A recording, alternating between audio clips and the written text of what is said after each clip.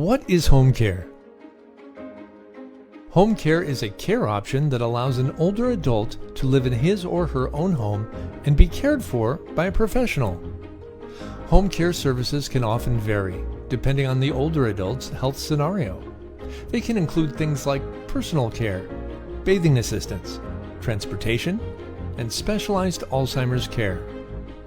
Home care is also flexible in scheduling, ranging from a few hours per day to around-the-clock service. Most providers will create a unique care plan tailored to the needs of the individual. Then from there, a schedule is set for a professional caregiver to arrive at the appointed times and provide one-on-one care in the home. The three most common reasons for home care: 1. Life enhancement through social interaction and companionship. This includes such things like cooking meals, playing games, and transportation to appointments. 2. Acute care for chronic conditions such as Alzheimer's and Parkinson's disease. 3. Safety of having someone to provide personal care and administer medication, reducing the possibility of pandemic exposure. To find out more about home care, visit homeinstead.com.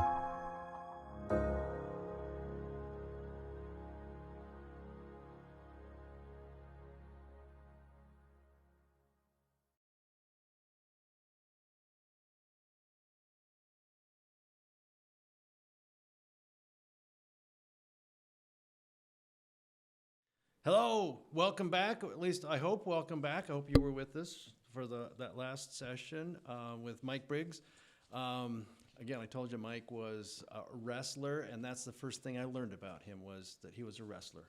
My daughter was working with the wrestling team at Capitol High, so she knew him and he knew. Anyhow, longer story, but that was great. Good to have him with us. Hey, again, this is our second annual. We'll see how it goes.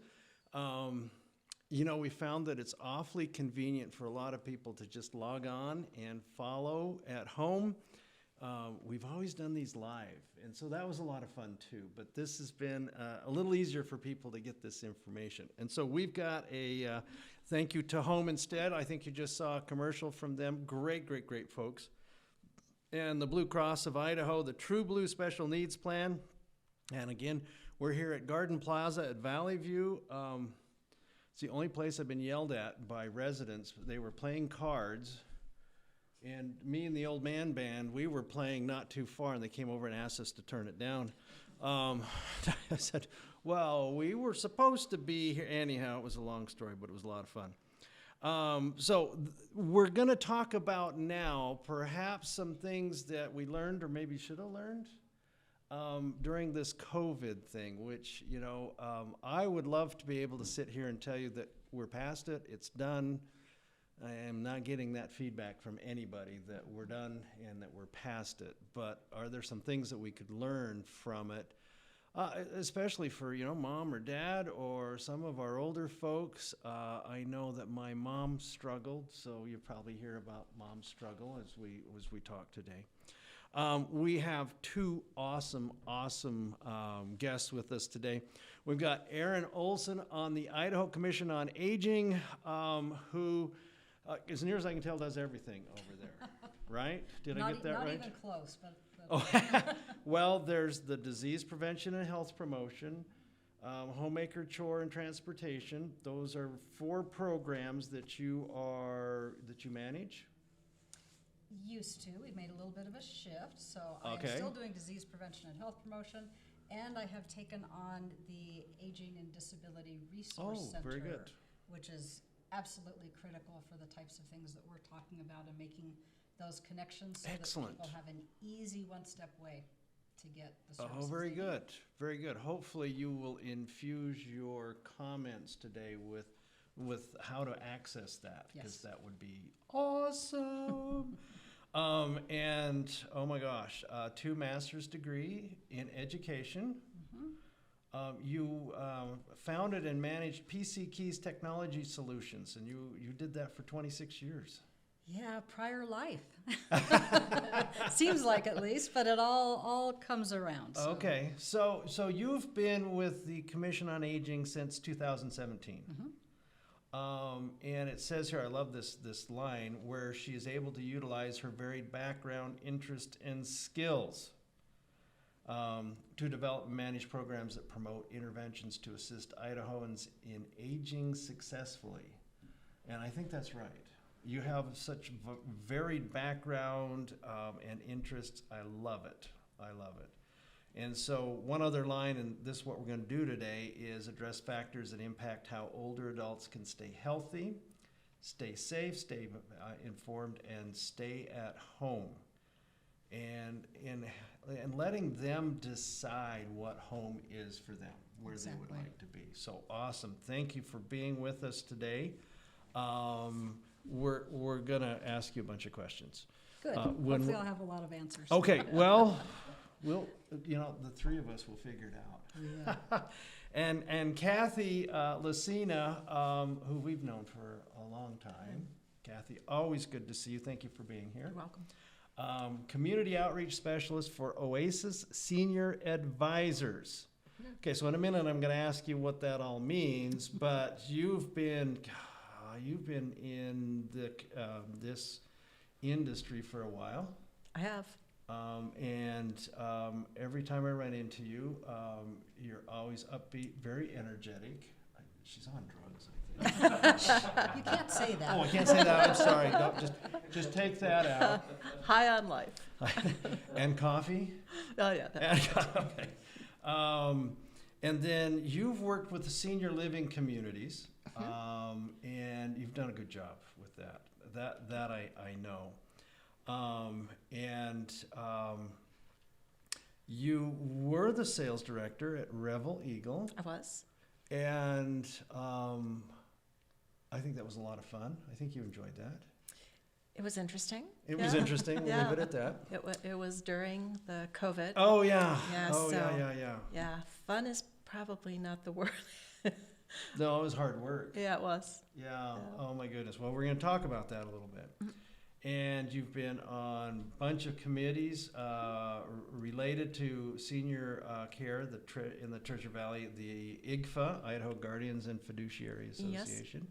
And I believe I'm doing a presentation there next week on powers of attorney. HAPPEN, I know you've been involved, HAPPEN, the Idaho Continuum of Care Alliance, and LEARN. Yes. And LEARN is a newer thing. It is. And you folks are working hard to get people educated. Fantastic.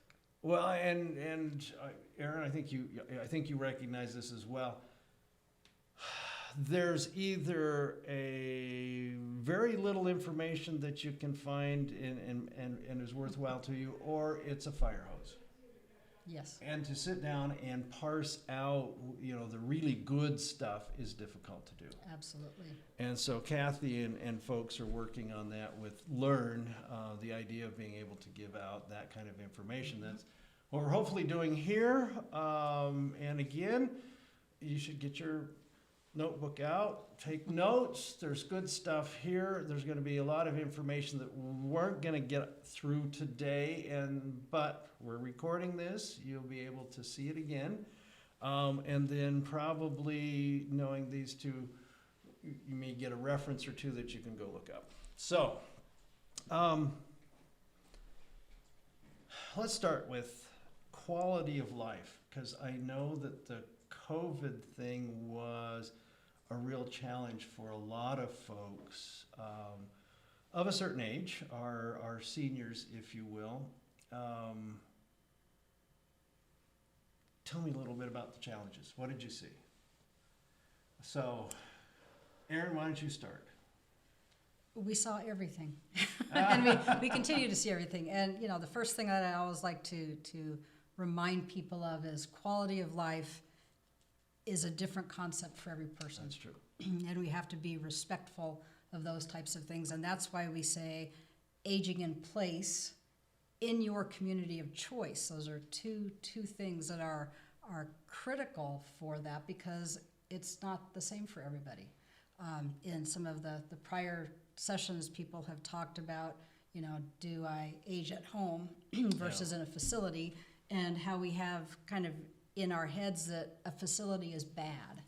But a facility may not be bad if it can take care of the things that are not being taken care of well with home care. Well, I remember as a kid, that as like Cub Scouts and Boy Scouts, we'd go do programs and stuff at the home in our community, and I didn't like it, because it was, one, it was foreign, and two, I'm just this kid, and I'm used to my home. But, I kind of came away with, well, it smells, and it's, really austere, and, and they were like that. But they're not that way anymore. No.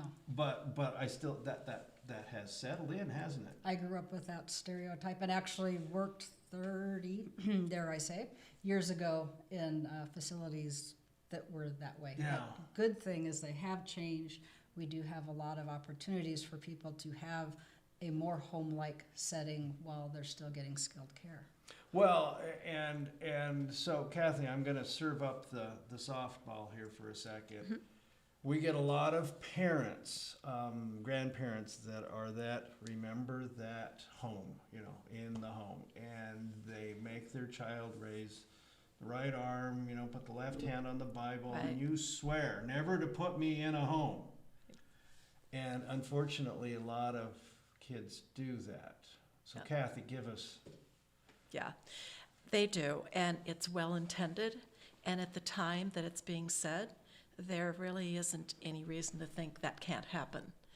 But as we all know, life changes, and as we age, time does things to our bodies that kind of reach that point where it just doesn't make sense anymore. And a couple of things that really kind of drive that need to make a different choice is, one, when they're no longer safe Yeah. where they are. That was, you'll hear about Mom, and Right. she had some falls, and Right. she actually did okay, but it scared the heck out of the kids, right? Yep, yeah. Another factor is when they really aren't living independently. They're in their home, but they have services for everything. Their meals are brought to them, maybe fed to them, so it becomes a matter of, are you really independent? Then lastly, and as importantly, is in some cases they're not socialized. Oh, goodness, They're no. by themselves. Yeah. All they see is a caregiver that comes and goes, but they have no one to talk to. They're lonely, and maybe they're even suffering depression. So those are the kinds of things that kind of force that adage of age in place needs to be a And different. that, of course, is one of the biggest things that we have, and it's not new, but we've had magnified with COVID. When there was the lockdown, people weren't able to Yeah. come see people. Right. And we realized perhaps that our networks were there, but not always accessible. Right. And we didn't know how to get them accessible. And of course, that brings in the whole topic of technology and the technology gap. But Sure. loneliness is, Yep. and suicide even, especially in older adults, is a significant concern, and those numbers have come up dramatically in all of the behavioral health issues with COVID. Yeah, And that's quality of life. It is. Yeah, and that's not surprising from what I've seen. Again, as you say, it's different for different people, but I talk to Mom a couple times a week. She has 7 kids. We all talk to her, fairly regularly. She's got a bunch of grandkids, but it was not the same on the phone as it was sitting in her apartment, giving her a hug. That was a real challenge. And it seems to me, maybe one of the things that we've pulled from that is, as we work with Mom or Dad, and we're making some plans, that ability to give them a hug, visit with them, I think that just, I think maybe we learned. We took it for granted before, I think. And then when there was the lockdown, we came face to face with it. Ah. You don't know what you have until it's gone, Right. something like that. I know Somebody that said song. that at some point in time. Don't get us started. Okay. Don't get us started. We'll start singing. So I think another thing, I'm throwing this out, hopefully throwing you lobbing some over the plate that aren't hard to hit. Loneliness, isolation, depression. Again, I don't know that folks understand that when they make these pronouncements. I'm going to live in my home. Anything we can do about that? How do you think is there something we can do to approach that? There are, and Commission on Aging and our area agencies on aging, that was one of the first things that we did. We implemented a friendly caller program that reached out to anybody that we either already knew of or that we could find.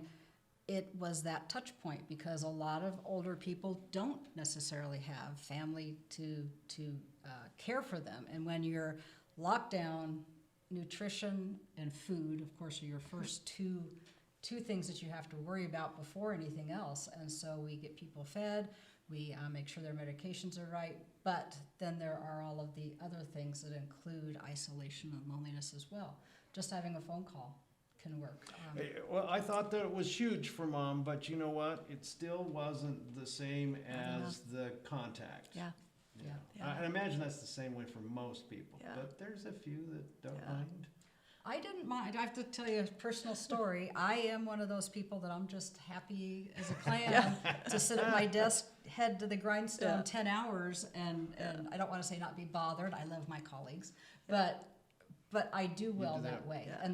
And because I did work from home for a lot of years, it was not a big change for me. But I watched other people who really struggled with with it. oh my gosh, I can't go to my weekly coffee with the guys or whatever it may be, and they didn't know how to do it, and of course they missed it. But I do have to say, let's say 6.5 weeks ago, if we want to be exact, I had an in-person conference, and I went, okay, I did miss. Now that I'm back with people, time. I did miss it a little bit.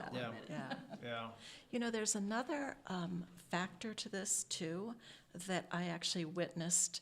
Happened to have had a conversation with a neighbor recently, older. You know, they're probably in their 80s, pushing 90s, and they were religious about going 2 or 3 times a week to the fitness center. I mean, everything in the mornings, very early, about 7:30.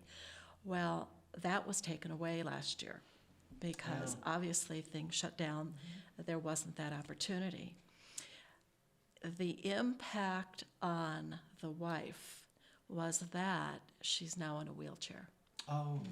because she didn't have that weekly, opportunity to get out. What do they say? Use it or lose it. So that now at this point and at that age, it's very hard to recover from that. So aside from all the isolation factor was the inability to do the things that kept you well. Keeps you healthy. And those are exactly some of the things. This is where we get to start talking about programs a little bit. The Commission on Aging and the AAAs provide education and things like exercise class, over 60 and feeling fit, and fit and fall proof as examples. But you're absolutely right. They were used to going and doing something, and not only was that a workout, it was also socialization. Exactly. But then they stop because I can't go there, and they don't know how to find, for example, Yeah. online exercises. There's a million of them out there. Yeah. And they can do things at home, but that's the kind of agility, if you will, and flexibility that people needed to learn, and hopefully have learned with COVID, is how to shift and adjust to meet whatever the circumstances will allow us to do. But you have to be aware of what that is. I'm sure she didn't say, I'm going to stop exercising, and I know that's going to put me in a wheelchair. No. It was an unexpected consequence. Yeah. So I'm wondering, as the two of you talk, did we really learn that much new during COVID, or was a lot of what we suspected reinforced? I mean, we'd seen some of this. We knew what the consequences for individuals, what those consequences were going to be. But when all of a sudden we've got this, we've got this shutdown that's kind of enforced, now are we just kind of reaffirming what we thought or what we suspected? I try to be polite about that and not say, I told you that. But yes, and it's been found everywhere. And, for health and quality of life, the good old eat right, drink water, get plenty of sleep, stay active, that everybody knows, that we've all been told for all of our lives, became a little more apparent and relevant. So like I said before, I think COVID really just magnified or brought focus to a lot of things that we already knew, but we get complacent and we don't remember them or think about them or plan ahead for those eventualities. So one of the things that we saw amplified, if you will, was I'm not going into a facility. I mean, that was just, there were the COVID issues, the coronavirus issues. I'm not going to go there, so now I'm going to be at home. Did we learn about being at home? Again, this is probably, we didn't learn much new. We just saw what we had, suspected. People at home, what were the challenges? We've talked a little bit about the isolation. I've been talking a lot. You want to start with that one? Yeah, actually, I think we've been able to get a lot of information about all of it as we're going along out, but it was a mixed bag. It truly was. I was working in a community, and yet I was connected with people, in their home, and it was always, the grass was always greener. So if you were in a community, what we saw were people, wanting to leave because it looked better on the other side. Well, I can go and do what I want is what they thought they saw. I can be with family is what they thought they were seeing. Conversely, people that were maybe in a home environment alone or even with family, it got challenging because it was difficult to get resources to them. They were still restricted. So it was fascinating to watch this crossover of, it must be better in another place. Brilliant. The news actually, I don't say did a good job, did a lot of work on, I think, showing the heartbreaking parts of being in facilities that were locked down. Oh, yeah. Yes. People could not see their families. I know someone, and it's funny now, but her mother would drop her dirty laundry down off of her balcony, and her daughter would pick it up, and then they'd hoist it back up because her daughter couldn't come into the facility. That was true. That happened. And again, there's, and it's heart-wrenching to me when we first heard people passing. Yeah. And nobody was there. And I'm like, oh my gosh. I actually told my husband, if either of us has to be hospitalized and we know we're going to die, I want you to get us out of there for however long so that we can have those last few minutes, because no, that's not okay with me. And one of the other factors that came out of it, and I don't know how you correct it, it's just simply, an observation.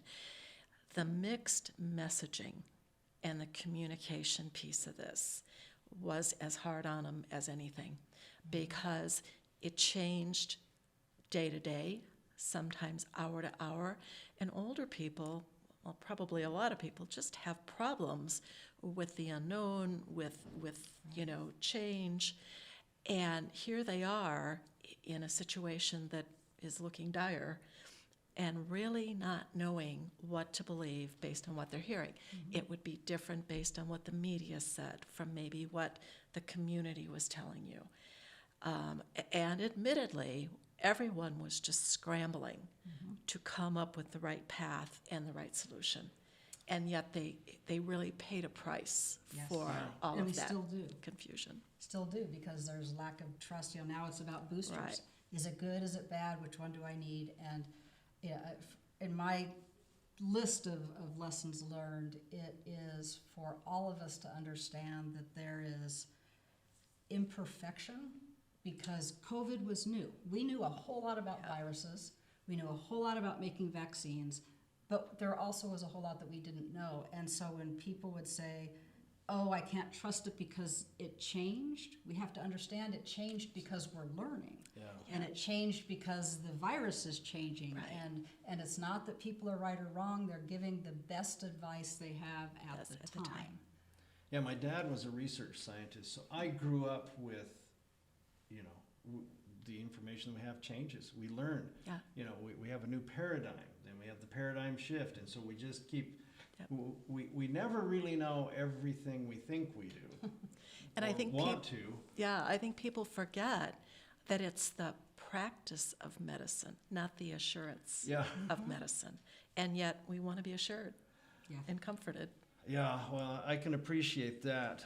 So, was there a shift then from assisted living to home, and or independent living, and people? So, what I heard you say is, well, some people looked at that and said, well, that's even better than what I've got. Was there a big shift? I mean, were people moving back and forth? Yes. What are we doing? Yeah. So once the community was open, during the time it was shut down, there wasn't anyone going anywhere. Even if families wanted to take them, they couldn't. They were restricted. So once there was that window where there was some movement, we saw it. And we saw those individuals who were living in an independent living environment, but they were socialized and provided with services and everything they needed, suddenly say, I'm going to go buy a house. I'm going to go back to, a home environment where I can control my world. And those that were living in their homes, we're kind of stuck, like you said before, because of lack of services. We had such an issue with, first of all, if I'm at home, I don't want to have somebody I don't know coming into my home to provide services. I don't know where Right. they've been. Yeah. And the care providers are, again, going home to home, knowing the same thing. I don't know what's been in this person's home. And so that in itself took a while, actually many months, for people to get more comfortable and say, okay, I can go somewhere else in the house while somebody, does some cleaning or something like that. But And yet then you also had the services, nutrition services, things like that fortunately we could provide. So our congregate meals basically had to close down overnight and become drive-through pickup and meal delivery. Yeah. And that was a huge shift for our nutrition program. Probably the biggest change that had to happen was with nutrition. And yet two things were happening about at the same time. There weren't enough caregivers because people were choosing to get out of the business. They were exhausted. And still Yes. are. They were exhausted from it. Oh, yeah. The pay was never been great, and so they looked at that factor too. So the home care services were struggling to provide what all of these people were looking for. At the same time, they were having to raise the prices. Yeah. The costs were going up Yeah. to accommodate that. So you had that dynamic of, it might have been a better place to be, but now where were you going to get those services from? So, if this is the pivot, if we're close to getting this behind us, and again, I'd like to say that, I'm not sure I can. I don't have the expertise or the information to do that. But if we were pivoting about now, looking down the road, what do you see? Are we going to lose some of the assisted living or independent communities because are we not going there now? Or you think, hang on, we'll be back? What do you think? So I think that, first of all, I think everything is going to basically settle down. People will go back to making choices based on the same criteria they made them before. But I would say, as it relates to the independent living, the assisted living memory cares, one of the driving forces now for moving into them are the costs. So I will hear people say, well, I'll hire a home care provider. Well, at $30 an hour times 24 hours in a No. day, it's not sustainable. The cost Not alone. for very long. No. I Oh am my so gosh. happy to say that we finally are getting consumer-directed services.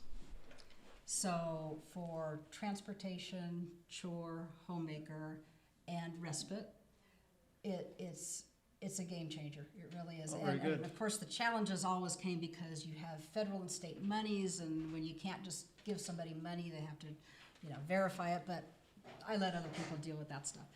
What we've done with consumer direction and are just now starting is saying, you know what? You as the individual probably know somebody that you trust, that you like, that knows you, knows your situation, that lives near you, that can provide transportation, that can come in and clean your house once a week, can provide respite for your caregivers. And you get to set the price. You get to basically say, hey, you know what? You're my friend from church, and would it be okay if I paid you X dollars per hour? They provide the service, they get paid, you get a lump sum basically for a period of time, and you do have to manage it. When it's gone, but that does allow people, especially in rural areas where there aren't service providers, it allows them to find services that just weren't even an option before. So we're very, very, very excited about getting that started. Yeah, that's great. Yeah. Is that something that we families can pick up on and go, oh, this is a little bit different way to do this? Are there ways that we can interact with, programs like that? And by the way, we'll want to know before we're done how to access that or access information. Absolutely. But as a family, we're going, hey, that's a great idea. Can that influence the way we think about helping mom and providing services? I mean, I think some families get it, and they're going to interact with home health or home care, PCS, with neighbors and friends and the church community. Some families don't get that, or, it's just a struggle for them. Do you see us moving in that direction? Yes. Okay. But the key to all of this is education. Yes. People don't know what they don't know. Right. And they know either I deal with mom and dad at home, or I put them in a home, the home, right? Well, and I hate, by the way, I hate that phrase. Yes, we're trying to get rid of that phrase. Put them in a home, because that, to me, there's a couple things. One, they need to decide. You don't put anybody anywhere. And two, it seems so final. I put them in a home, I'm done. That's what it sounds like to me when somebody Putting says. them away. Yeah. It's kind of the Hey, same. yeah, they had Right, to put their dad in a home. Yep, exactly. I don't like that. And by the way, when I hear people in that industry use that terminology, it just rankles me Yeah. really I kind of do the same thing, but with education, and that's kind of our job, is Yes. to get that message out there. And a couple of things from my perspective. One is that's what technically it's called the Aging and Disability Resource Center. To the public, it's called No Wrong Door. Oh. That means that you can contact any partner within No Wrong Door. They will do intakes and give you the reliable information on what your next steps can do. And a lot of that means not repeating the same information. I didn't have to go to 4 different agencies Got and it. fill out the same information over and over again.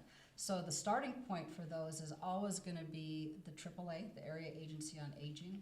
It could be the SILC, the State Independent Living Councils, and a variety of others, including health and welfare, Medicaid, Medicare, the VA. But that's what we're trying to build with No Wrong Door, is saying, my mom just had a stroke, and I thought she was going to be okay for another 10, 15, 20 years, but now all of a sudden we need long-term services, and I have no clue what that means. Yeah. So by doing that, we can accommodate those needs, get them in the right direction with many of the things that you've already been discussing. Yeah, and Kathy, do you see that industry growing on the private side as well, when the family can come to you and say, help.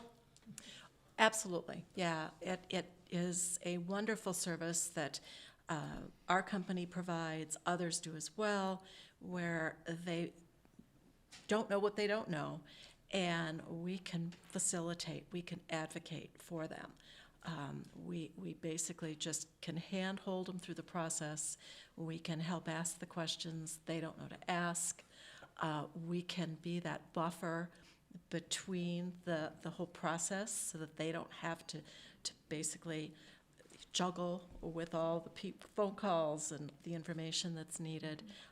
So yes, we see that shift. But one of the thoughts I had when you were commenting about the wonderful services, and I know since I've been in the industry, all of the senior care providers struggle with this, and that is there is no one easy repository where all of those resources exist, where they simply can go and get that list and know where to go and what to do. ADRC. Well, but that's not there yet, that's not an there yet. acronym that if you went down the street and Right. said something No to, wrong door. they're not going to know it. Exactly. And that's where places like Learn have been developed for that very reason, so that there is a repository, so there's some place, for people to go. Now, granted, we have the challenge of getting the word out about Learn, but that is what it is supposed to do, is that they can literally just go and, wherever they happen to look, whether it's online or YouTube, they can get the information. Exactly. But it is still a challenge for all of us. It's a big job. Yeah. And I think what I hope is actually going to happen is the true partnership between government and private, Yep. for-profit, not-for-profit. It shouldn't matter. It can't matter because we need all of those pieces. We also need the medical and healthcare industry talking to us. Hold that thought, and because we're vice gonna get versa. there in just Okay, a minute. I'll But hold it. yes, no, you're right on. What we see when they come to us, and I mentioned this in the last session, I had a couple come in and she was terrified. He has, and I think is correct, a tentative diagnosis of Alzheimer's. And she knew nothing. And perhaps she hasn't looked, I don't know, but I do this all the time. If you went to the interweb and you put in there estate planning, you're gonna get, and it tells you this too, I just love it, 5.75 million hits Yeah. in 3.3, 5 seconds. And you're sitting there going, if you don't know about estate planning, how can you even, walk through that? And so that information is it's out there, I'm sure. And so I don't know, she needs a place to start, right? She really does need a place to start. One, she's got to get past the being terrified. And that only comes one way, and that's information. Yeah. And Good information. and good, accurate, and tapered to her needs, not 7.5 million Yeah. different articles and Yeah. And there's a difference between estate planning for somebody who is middle income Idaho with a chronic condition coming up versus somebody who just needs to manage their $9.8 million Yeah. homes and Yeah. things. So Right. estate, like you said, estate planning is again a very generic term. Yeah, and so they go, but if they put in Alzheimer's, just completely Same inundated, thing, right? yes. It's the fire hose open and they're trying to drink from it and they have no idea how to deal with that. So what I'm wondering is, did we learn anything? It sounds like we're making some progress, at least in Idaho, of what information needs, and I like I like the innovations as far as delivering services as well. But did we learn anything over the last, 20 months about how to deliver information? Have we, is that something good that's come out of this yet? Still working on I it. think it's the yes and the no, right? Yeah, Kathy? and I actually think there's been some innovation that has come out of it. I don't think 18 months ago people had heard the word Zoom, but they really didn't understand the benefit. Today, things that we used to do in person, we're choosing to do in a remote way because it's more convenient. It can be recorded. You can see it anytime you want to.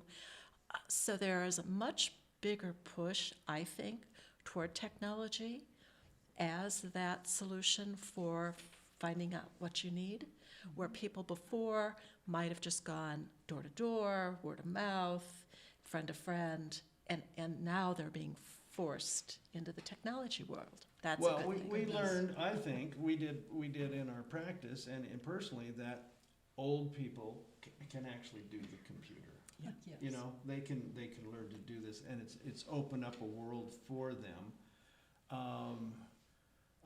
Carly over there, her nephew talks into a portal to Grandma and Grandpa almost at will. Just Yeah. completely random. When he decides to do it, he goes, "Hey, Grandma," and Yeah. and he can do it. And is he 3.5, Carly? Not quite 3. Not quite 3, and he can do that. So I think we've picked up some things Yeah. there. I think that push is 20 years too late. Oh, I know. I was doing that 20 Yeah. years ago going, why don't people, so that's Right. one of those great silver linings from COVID, if you can find them, is it forced a Us to culture do it. change Yes, it to did. accept technology. However, and remember, I'm a tech goddess, so that's and this is not hard for me to say, but we do still absolutely have a technology divide. Part of that is because high-speed internet is not available in some of the rural areas of Idaho. And unfortunately, some of it is based on the inequities we see because of cultural differences. We have a lot of Hispanic communities in Idaho that do not have access or a lot of access to high-speed internet.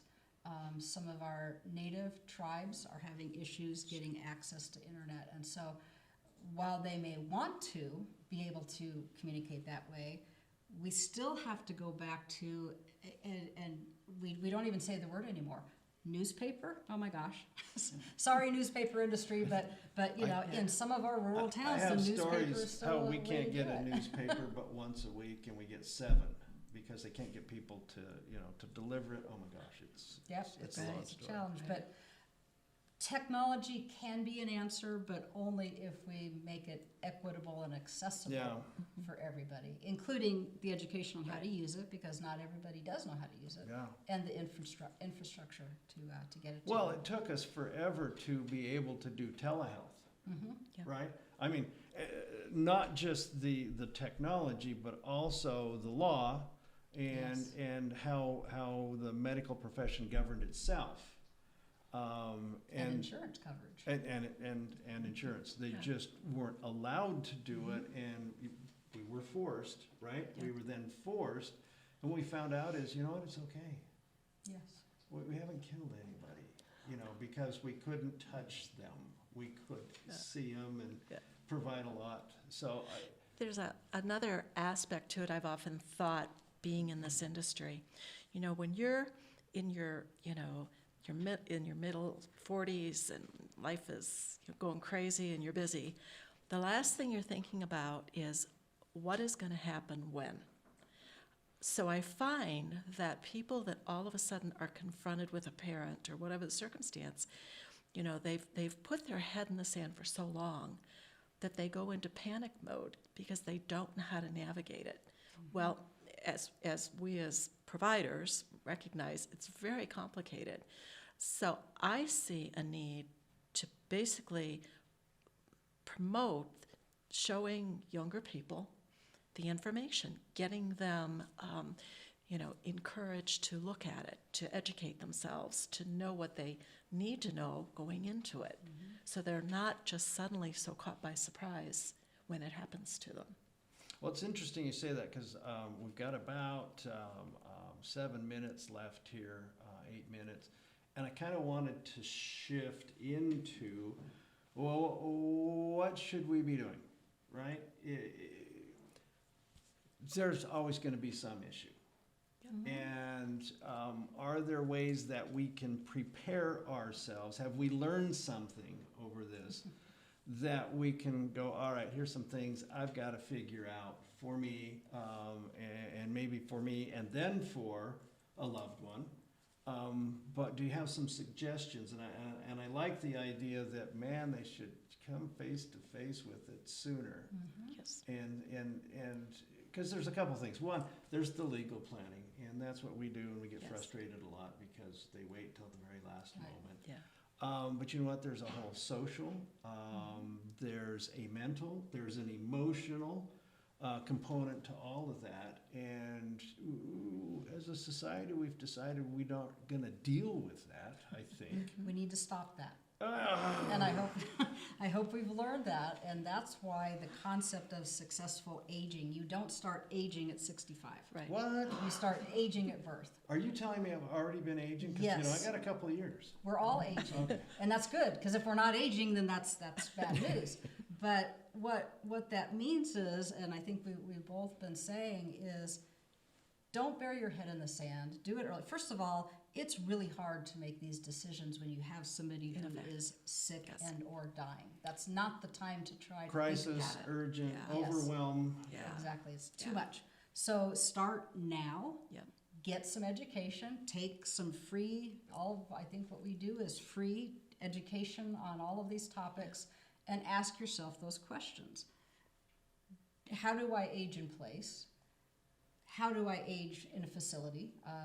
My mom is 87, and we need to tour some facilities, although she's never said she doesn't want to do that.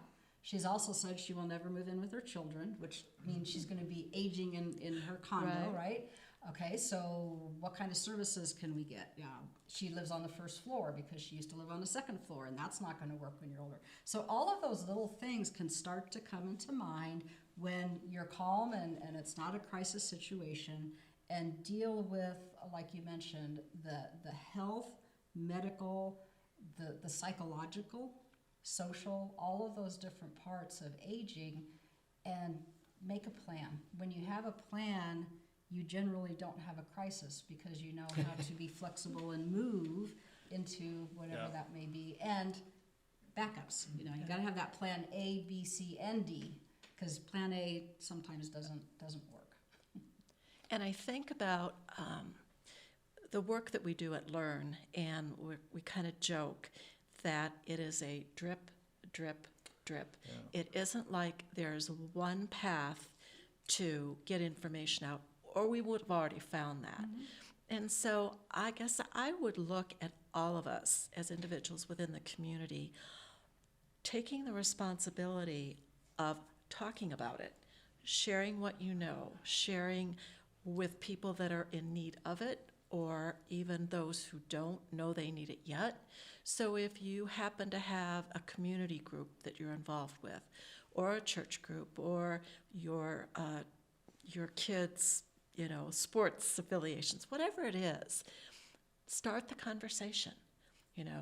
Be brave enough to put it out there and say, I'm having this struggle. I want to share it with you guys because you might need it too. But I think we keep it so insulated, so personal, that they're not getting the opportunity to benefit from the information. So I'm gonna get a car with one of those big speakers. Please do. and We drive need it. that in our rural areas. That's kind of, it's hard to Well, but reach hang on. places. Here's the messaging that I would give. Hey, you over there in the garden, you're gonna die. And then, but we do. We Yes. deny that. We avoid it. We The push D word it. is awful. We Oh do. yeah, and it's strong. And we're all terminal. I mean, so- It's, and I- that's what I we have to know. do is we have to kind of lighten that up when it's appropriate. Right. And say, it is what it is. We're all, like we know, we're all born, we're all gonna die. But Mark, I'm going to count on that. I'm going to be looking for I that. can come through your Yeah. neighborhood. Oh, is that white again? What is he doing down there? I know that historically, and my family is an agricultural background, they knew that, right? That's the cycle, and they're all comfortable with, they were anyway. We had families that would work to help take care of mom or dad, but we knew what was going on. And then we're a very transient society. We move, we're different places. We're in Florida and mom's here, or vice versa. Yeah. And that makes it really, I think that makes it a challenge. Yeah, it does. I don't know how to break through that. We got a minute and a little bit.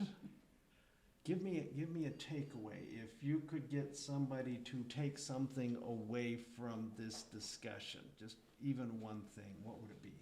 Don't wait. Start early.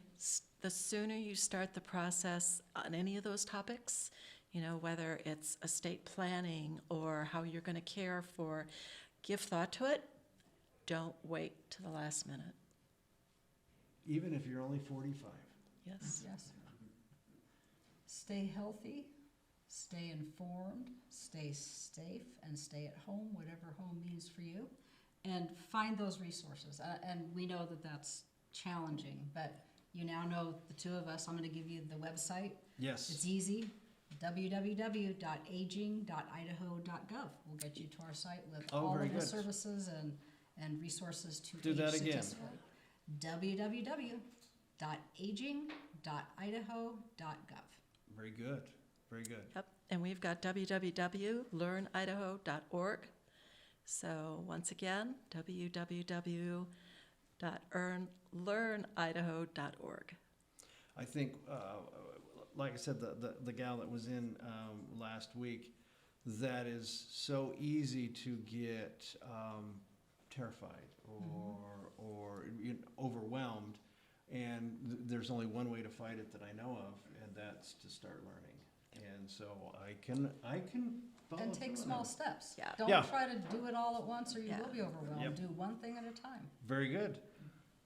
Thank you, both It's of been you. a pleasure. This Thank you. was Thank you very much. awesome. Appreciate your expertise and your experience, and looking forward to having you next year as we do the third forward to, annual. yes. All right, we're going to take a break, everybody. So go take the bio break. Maybe stretch the legs for a minute, and we'll see you in just a bit.